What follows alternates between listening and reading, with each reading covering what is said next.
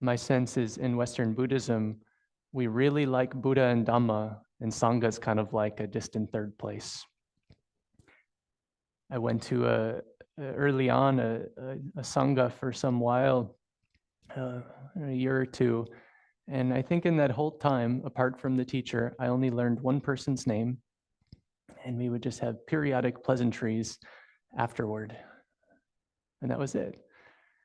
And I reflect on that, and on some level, it really served me where I was at the time. I liked the teachings, I got a lot out of it.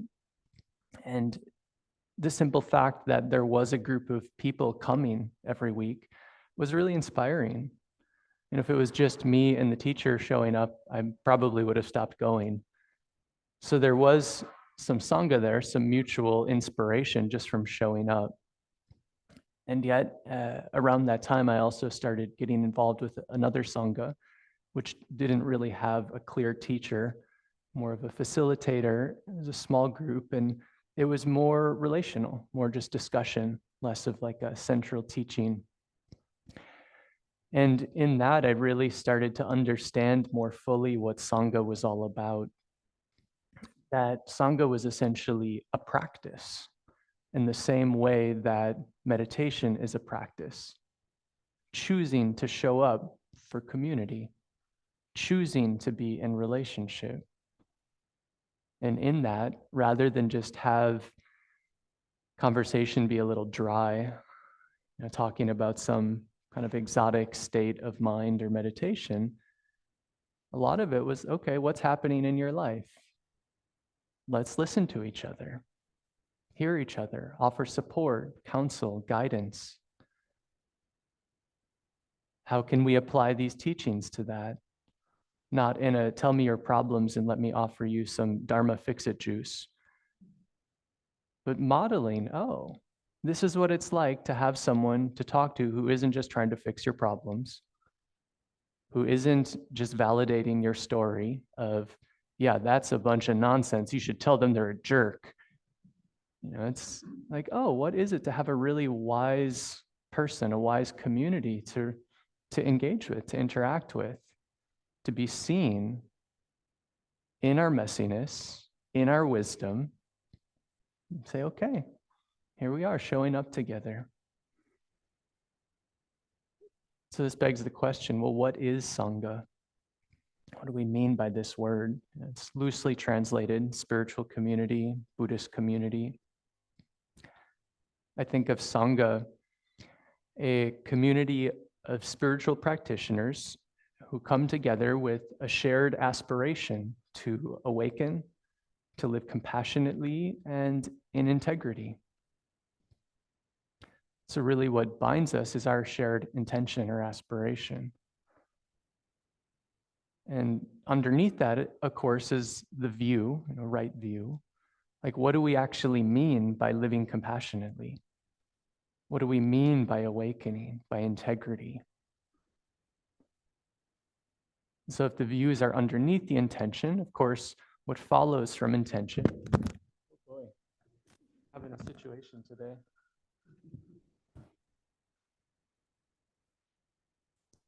What follows from the aspiration is action. If you have this aspiration to live in integrity and compassionately, probably not going to be perfect at it, but chances are, in some way, it's going to spill into your life. And so Sangha, there is this coming together with other people who have a similar view, similar intentions, and tend to engage in similar actions. What I've found in various Dharma friendships, Dharma communities, it's really nice to not have to explain myself constantly. How is it that I cannot be completely pissed off about the suffering that I see? I can look at it clearly and not be overwhelmed and anxious in a basket case and still care. When I relate with my Dharma friends, we just get it. It's like, oh yeah, that's possible. Oh yeah, awareness, that's, oh.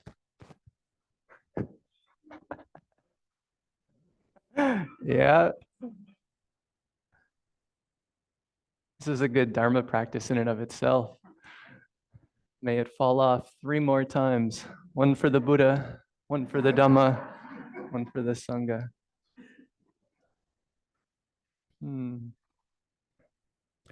Yeah, but to be with Sangha, spiritual community, is just to have an unspoken understanding.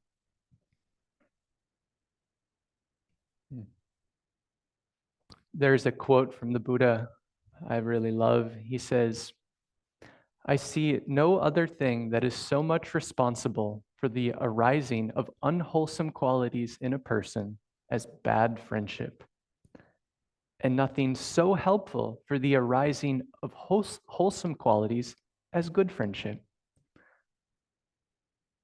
We might say that Sangha is a fertile soil for spiritual friendship to grow.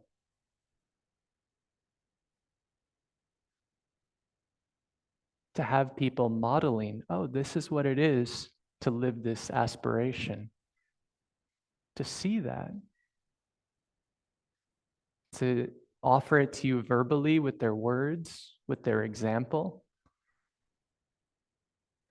Sometimes when I teach, I get a little pushback. Maybe someone's a little fiery and they're like, how could you say that? And I've often had the thought, I think the most important teaching in those moments is not what I say, but how I respond. Like, this is the level of Sangha that we impact each other. It's like, oh, so you're going through a loss right now, a job transition. Someone passed. Okay, how do you relate to that? And not putting this bar of perfectionism, like, oh, you have to be this perfect Buddha with everything you're going through. But for folks who've been on this path a while, there's probably a little bit more compassion that enters in, a little bit more allowing, even in the reactivity and ability to see, yeah, this isn't about you. I'm sorry, I'm having a bad day. Thanks for being here. So it's as if to say Sangha is this place we come together with other practitioners. And it's that fertile soil where we can grow together. See each other, learn from each other.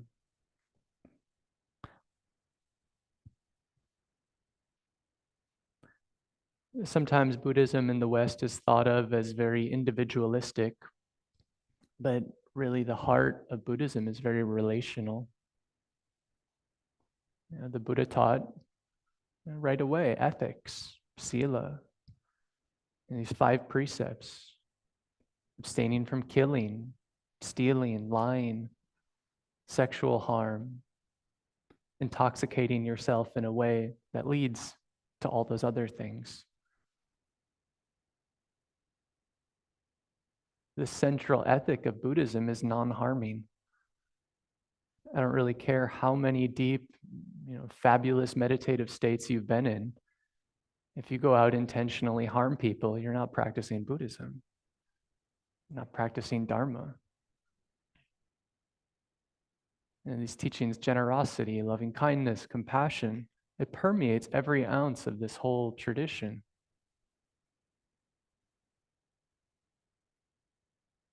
So a major thrust of Buddhism is, what is it to enter into relationship with compassion, wisdom, integrity?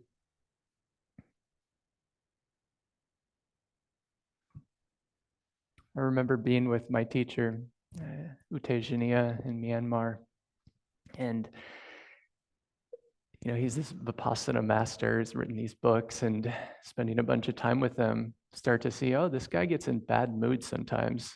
He's kind of annoying to be around. And at first I was a bit disillusioned with this. Wait a minute, I thought you do a bunch of this practice and you become perfect. Wait a minute, does this mean I won't become perfect and get rid of everything I don't like about myself? So there was the disillusionment phase, but then there was this more mature movement that saw, wait a minute, sometimes this human being who's subject to pain and loss and illness and busy days, bureaucratic headaches, sometimes this person gets grumpy. And rather than just judging him Well, how does he respond to that? How does he treat people when that's going on? Could start to see some of the real wisdom that came through in spite of that. Hmm. So, what I'm speaking to, what is Sangha? How does Sangha work its magic? And on some level, it's just, just support. Like I'm talking about, you just actually be in relationship, support each other, but coming from a different value set than we might see in mainstream society. And there's a layer of feedback, sometimes overt, covert. I lived at the Upaya Zen Center for some time, and this is towards the beginning of my spiritual seeking. And there was one senior resident who would often, what's the word? It would point out my faults, essentially.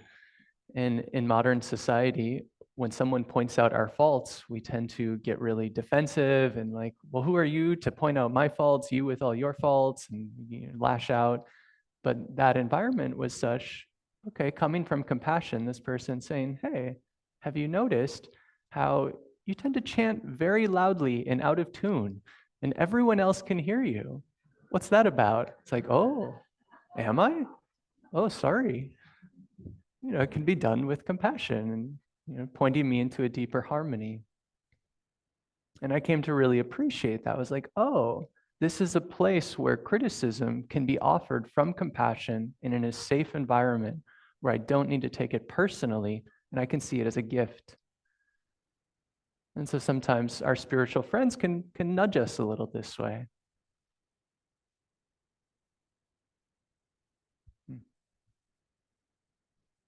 Sometimes it's a little bit more covert. You go out to, a group meal and everyone orders their glass of wine and your spiritual friend orders an orange juice. They don't make a stink about it. Just like, this is how I live. Or maybe everyone starts gossiping, putting down some person who's acting out of line. Everyone's talking harshly about some politician they don't like.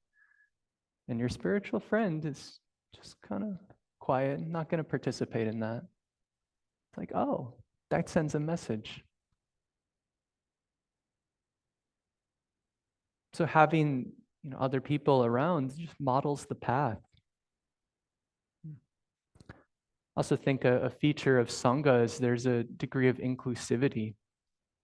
When we don't like someone, we don't just kick them out. I've actually been in a leadership role in Sanghas for a lot of years. I've definitely had people ask me over the years to kick someone out. Like, I don't know about this person. They seem different than everyone else. They talk in a certain way that I don't like. I don't feel safe here. Get rid of them. It's like, wait a minute. It's not what we're doing here. And so in those cases, it's generally an invitation to dialogue. Okay, let's go talk to that person. Let's see what's going on here. Can we find a way we can all be welcome here and coexist and not just have this knee-jerk reactivity of get rid of the thing I don't like? It's actually this really funny story. Ram Dass told the story of Gurdjieff. Some of you may have heard, had this spiritual community. I don't think it was Buddhist, but there was someone in the community who no one liked, was a very difficult person. I don't remember all the details, but you can imagine having been in community as a difficult person. Everyone mutually agrees. And then the guy left. Everyone was so happy. And then Gurdjieff, the leader of the community, went and found this man and paid him to return to the community. Everyone was so mad. And he said, don't you see? This man is actually the best teacher in the whole community. There's this temptation to want our sanghas to be this silo of groupthink.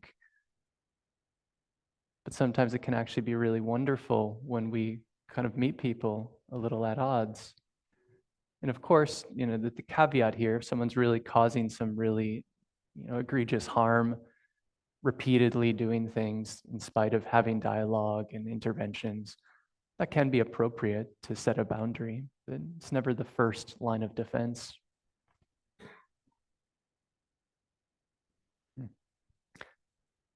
I found this line somewhere in the suttas a while ago that the near enemy of spiritual friendship is flattery. And so in a Sangha, we're committed to truthfulness, to not these empty platitudes. But what is true? What is beneficial to put words to? Can I speak it gently from a wholesome place?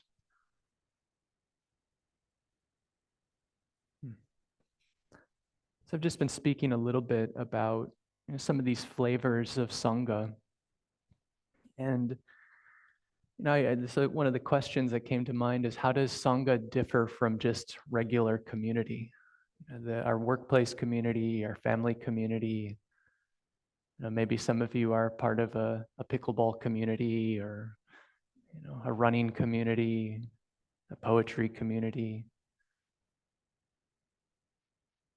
And I looked up the definition. Well, what is a community? And it's a group of people with a shared socially significant characteristic, such as place, culture, religion, values, customs, identity. And so it's as if to say a community is just a group of people coming together. It's fairly broad. And the defining feature, if we were to go a little bit layer under it, is just connection.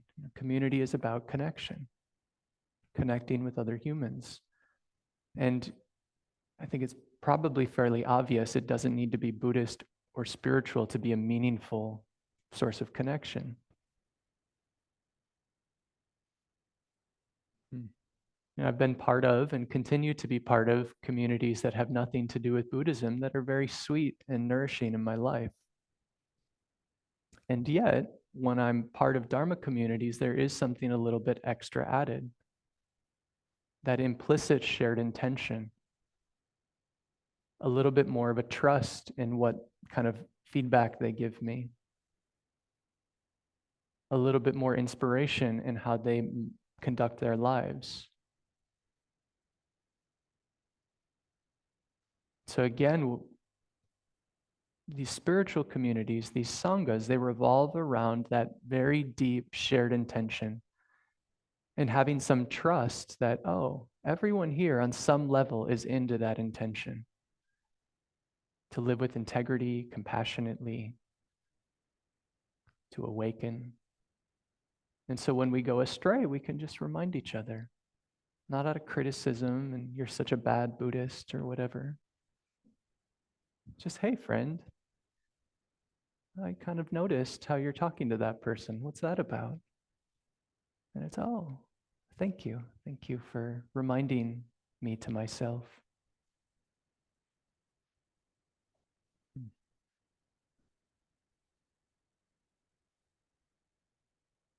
Maybe just lastly, before we kind of talk with each other, I also reflect that it's hard in modern urban living to actually develop community and friendships, especially as adults.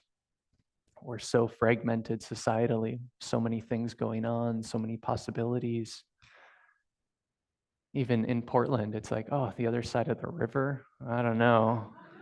It's like a bridge, it's really long, could collapse. I don't know. It's tricky. It's very tricky.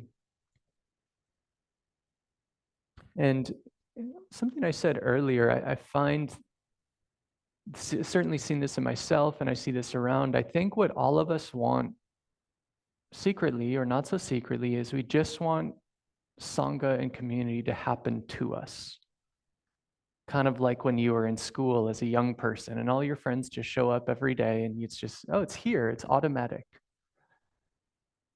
And maybe some of us are lucky enough to have that in our living situation or our working situation where the people we want to be spending our time with who are all on board with the spiritual orientation of life are just part of our day-to-day life. But for most of us, I suspect that's not the case. And so in that sense, Sangha becomes a practice. Like there's certainly been times, now that I'm teaching, I don't really have a choice to show up. I can't wake up Sunday morning and say, I don't know if I want to go to PMC. Maybe I'll just have a coffee and sit outside. But as an attendee, it's really easy to do that.